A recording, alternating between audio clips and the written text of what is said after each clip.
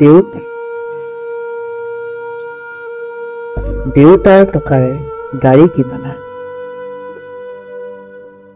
দেউতাৰ টকাৰে মাটিও কিনা নাই।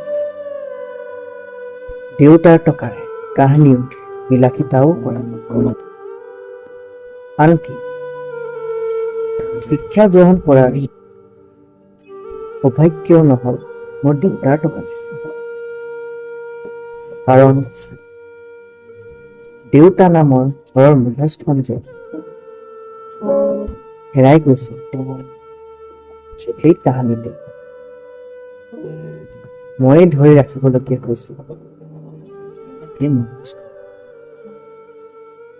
জীৱনত কিবা কৰিব নোৱাৰিলেও যি কৰিছো নিজৰ উপাৰ্জনেৰেই কৰিছো।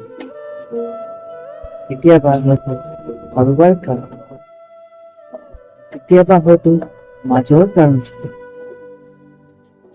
কিবা কৰিব বিচাৰি অগণ্য শক্তিৰে বহুত কিবা হেৰুৱাইছো জীৱনত,